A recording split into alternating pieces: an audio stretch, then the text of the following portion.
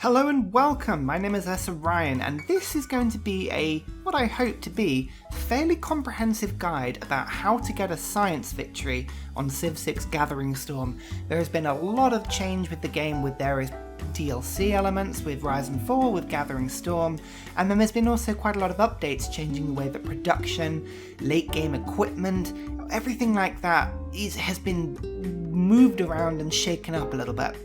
This is hopefully going to be a fairly conclusive update as to how to get a science victory. This isn't specifically a guide to beat deity difficulty, but it can be used as such. I'll probably do a separate video on deity just because there's a couple of little tweaks and things you might need to do to basically game the game a little bit. But this should be pretty much good for immortal difficulty downwards, all civs, all styles of science victories. We're going to go over districts, yields, we're going to go over the different resources that are best, governors, city-states, tech, civics, things you should be focusing on, things you shouldn't be focusing on. And once we've gone through all of that, we're then going to be playing the game together whilst I explain in detail how to do it all. I hope it'll be useful. If there's anything that I've missed, leave me a comment below. Anything you disagree on, let me know. I'm sure I will have a lovely debate with you about something. Maybe I could even do a follow-up video to explain what I meant if I'm less than clear. For the purposes of this demo, I'm using online speed. It's generally speaking the speed that most people use to play this game now. I don't think standard speed is the typical. Really, there's not much for a science victory that's different between standard and online speed. This guide is specifically for online, so take that with a pinch of salt if you want to be playing this on a longer game mode. I've also got this on Emperor difficulty. I want the game to show a little bit of resistance. I don't want to have to game the game too much in terms of the difficulty, and this is an important distinction to make on Civ 6. When you're playing single player and you take it above Emperor difficulty, not so much with Immortal, but especially on Deity, there is a distinct difference between how to win the game for a science victory and how to beat the game on Deity difficulty. The two are not necessarily the same. Deity, the way that the computer upgrades itself in order to fight the player, it gives itself lots of bonuses, lots of cheats, effectively. It doesn't play Civ 6 like a human does. You have to game the game quite drastically in a different direction. It's easy to do once you know how to do it, but I want to focus on how to specifically get a science victory, and to do that we're going to be using Emperor difficulty. I'm also playing as Rome. I pressed random, got Rome. I quite like Rome. They're pretty good. They've got a couple of good upgrades, so just have a look and just see the Roman upgrades. We've got baths, which are really, really good reasons to be building aqueducts, which tend not to be built enough. Aqueducts are one of the best districts, and baths are a good way to make sure you do that. I love the extra building that you get from Trajan's Column. The monument is something that nobody ever builds and is really, really good. The extra roads are just incredibly good, and the Legion is quite fantastic as well. So all in all, Rome is a fantastic civ to play as if you're not particularly new to the game, but also if you've been playing the game a long time. Rome is actually a very good civ to play Deity on. Very good for a science victory, but we don't have any particular bonuses towards science victories, so this is quite a good civ to be playing. I could be playing as someone like Korea, somebody like Japan. I think probably Japan is the best civ for a science victory in Gathering Storm at the moment because of the Menji restoration ability that they have. And I'll explain a little bit as to why that might be a little bit later, but Rome is good because we're not going to get any silly district bonuses, any silly science buildings. This is just straight vanilla Gathering Storm. Let's get cracking. So any game of Civ 6 starts with what I call the turn 1 decision making process. It's the best bit of the game. There's no other turn like it. You can spend as much time as you want on this turn thinking about it because it will influence you for the rest of the game. And there's a couple of things you want to be looking out for. The first is tile yields. Now, tile yields, depending on whether you have, for instance, we've got a wheat, which gives a +1 food to this tile, which would otherwise be 1 food, 1 production. You've got a hill, which gives extra production. We've got a forest down here that also gives an extra production, so that would be a 2 food tile. It is now 2 food, 1 production. And then you can have all kinds of combos. So this is a furs, which gives 1 gold. It's also a hill, which gives 1 production, and it's also a forest, gives 1 production. What we're looking for specifically is what I call 4 yield tiles. Now, a 4 yield tile is a combination of an improvement and some other natural terrain, or two forms of natural terrain like a hill and a forest combination, to give you a very good starting tile. Now, this citrus is a fantastic example of a 4-food tile. We've got one over here as well. We've also got some citrus over here showing 3 food and 1 production. A furze down here showing 3 production, 2 food, 1 gold. That's probably the best tile that we've found so far. We've also got a 3 production, 1 food tile over in this direction. It's a real split. We've got to be thinking about yield tiles, because I want to move my city, ideally, so that I can work as many 4 yield tiles as possible from the early stages of the game. Now, these citrus 1, 2, 3 citrus tiles and the furze tiles, those are all luxury improvements. I can never remove those at any point in the game. I've got to physically put up with those at a point in the game. So when it comes to thinking about districts and wonders and all that sort of stuff later, I have to be very careful about not putting anything that's going to really trip me up later that should be going on a luxury tile. I'm also looking at rivers and mountains. Now, for a science victory, mountains are especially important. If we have a look at the campus district and what gets the campus district ticking. Oh, I've just ruined my mouse. There we go. We've got mountain adjacency. It's the big thing. Everybody knows about mountain adjacency. If you put a campus next to a mountain, you get +1 science. Hooray!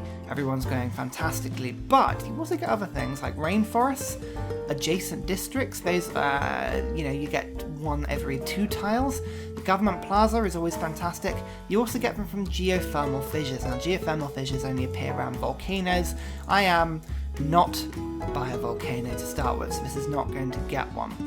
Rivers give me extra housing, and they also let me build the water mill, which is here. The water mill, of course, giving me extra food, and so 1 food, 1 production, but extra food for every wheat tile. Now, for this city, one of those water mills would be worth 1, 2, 3 extra food. That is a huge amount of food, and don't forget, Rome is fantastic on housing once we build the aqueduct. Rivers are important for 2 reasons. Normally, at the start of the game, you want to be thinking about moving down a river as best you can. Now, if I zoom in carefully, do you see here? You can just about see the river is moving from left to right on the screen. And here, it's moving from right to left. Now, that means if you follow the river, following the mouse around here, the sea is over here in this direction. So this is where the coast is, or certainly sort of towards the coast. You can see in this direction as well, the river is coming up. So this is probably inland. Mountains tend to be found at the tops of rivers, but not always. The Civ generation map it gives favourability to putting mountains at the beginning of rivers and sort of further inland, but they can also be found by the coast. That's not a hard and set rule. But with this start, as you can see, I've only got 1 mountain, and I do have a river system. Ideally, I want to be looking, if we take out the settler lands, we want to be putting our city along this river. This is all floodplain as well. This is going to be fantastic. Floodplain I actually quite like, as long as you keep the builders going. When that gets flooded, you get extra yields. I don't like stopping that personally. That's not necessarily a bad thing, but already you can see here that this is going to be the only adjacency I'm going to have in the area. I don't have much forest. I don't have any rainforest. There's nothing that's really going to give me any campus adjacency, so we're going to have to force this ourselves. This is a fantastic opportunity to show you how to get a science victory where I haven't gamed the map to give me like a 17 mountain start. Do you know what I mean? It is possible to do it on a start like this with nice flat land. So the first question I've got to make is, am I going to put my settler on that tile, or am I going to move it and start from something slightly different? Now, keeping near the mountains and having all of these wheats in range is going to be important for my city. At the moment, I've got all the 4 yield tiles are in range. So, realistically, does crossing the river to here, is that going to make a difference? Not particularly. It's about the same sort of tile. It's going to set me back a turn. This, however, if I were to put the settler in this tile, that lets me do a couple of things. It lets me think about building an aqueduct along this area. It lets me think about putting a campus in this area to get adjacency from my city centre. In fact, I could easily put an aqueduct here as well. There's a couple of things I can think about. I'm thinking about industrial zones. I'm thinking about various sort of places that I can put down. I think I might move my city back one tile to here. Now, there's a couple of reasons. I get to see a little bit more of the map. There's tundra up here. Okay, that's not fantastic. There's a couple of tiles up here that aren't going to be particularly useful to me, but by setting back a little bit, I'm now within range of this 4 food tile from the start of the game. That means I'm going to get a nice accelerated start. Getting lots of food early in the game is a really, really good thing to do.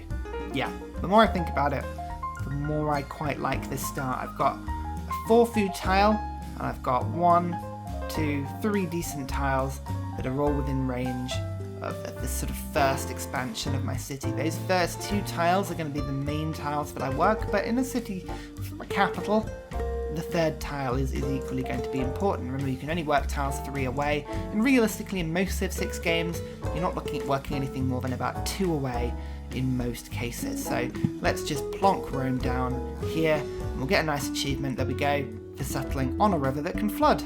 Extra era score. Fantastic. We now have a couple of decisions to be making as to what we are going to be focusing on in this game. Now, I'm going for a scientific victory. That means as I go through the game, certain districts are going to be more important than others, and I've kind of put them into 3 tiers of importance, okay?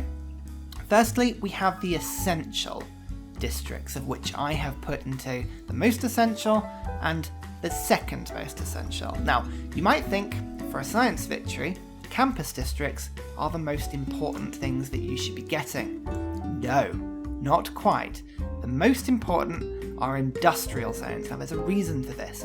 Later into the game, and all the way through the game, production is king. It lets you build buildings, obviously, things like universities, libraries that you wouldn't ordinarily be able to put in your campus. It helps you build districts, it helps you build armies, it helps you build the city projects, and this is the most important thing. Later in the game, rocketry, so spaceports, moon landings, Mars colonies, all of these things that you want to be building take inordinately large amount of industrial zones. Well, production, I should say, and industrial zones are the #1 way of getting production. If you game the game right, industrial zones can give you crazy adjacency bonuses, and adjacency bonuses are one of the most important things we can do in the game. So my first most important district I want to put down, and the thing I want to theme around, is industrial zones. Remember, with industrial zones, quarries, strategic resources, both of these give +1 adjacency by having them near. With the update, with the recent update that went through summer of 19, you can see mines and lumber mills each only give you 1 adjacency for every 2. They've changed it, but they have flipped it around. The government plaza always does its thing. But look at this, aqueducts and baths, as well as canal and dams. Baths give +2 production. It means that in every city I want to be building an industrial zone, and ideally a bath right next to it. The second most essential district is the campus, of course. When I say essential, every city in my empire must have an industrial zone and a campus. I want every single city to be able to contribute towards the empire, and I want every single city to be able to give me science. These 2 will happen in every single city. Now, when you want to play the game, especially on deity difficulty, and if you want to game the game into giving you the best results, I cannot stress how useful map tags are. These will help you to remember where you're putting your districts, and they will help you to remember where you are not going to be using your building charges. There are a couple of things with builders that really set you back. Using a builder charge to put a field down here, where I'm going to be putting a campus. I mean, just to give you an example, they've added so many more map tags here. You can put wonders down, you can put plantations. I can even go around putting farms down and everything if I want to. I'm not going to bother, because quite frankly that would take forever, but there's nothing stopping me from putting a campus down there. Look at that, there we go. I've already marked this is going to be where my campus is. Now, this is a +1 campus at the moment, unless I then also put myself an aqueduct. Where's the aqueduct? Bath for me. There we go. Remember, baths have to be connected to fresh water. It's going to be across the water here. Fantastic. Already we've got myself a little bit more adjacency. This is now going to be a +2 campus. So already we've got a little bit of a plan, but now we go into what I call the second category of districts. These are important districts. Now, In every scientific game, you're not going to be able to build everything, especially on deity difficulty where you've got lots of different things being threatening towards you. You have to make a decision at some point as to what route you're going to go down. Now, I put theatre squares as the most important district. So the first choice here, theatre squares. They do a lot of things for you. Let's just open up the theatre squares here. Now, one of the most important things about a scientific game is culture. Science obviously is the most important resource to be getting alongside production, but culture is incredibly important, and often people neglect culture. There's a reason why culture is really important, and that's because most of the game-breaking ways of defeating the game and getting a scientific victory are all along the civics tree, and you are not going to get along the civics tree unless you have a ridiculous amount of culture. Additionally, the computer is very bad at playing the culture game, so it's a good thing to be doing. Now, theatre squares. By putting them in the important category, every city shouldn't have one of these. I would say approximately 50% to 75% of your cities, depending on adjacency bonuses and city-states that pop up. A game with a city-state with not many cultural city-states in it would necessarily not have as many theatre squares, but if you have one where you've got 4 cultural city-states all in the area around you, then these are going to be more important to get. They obviously, by putting these around, they allow us to increase the district adjacency of all of our other districts. They benefit from things like government plazas, but they're really important districts to have. Really, really important districts to have.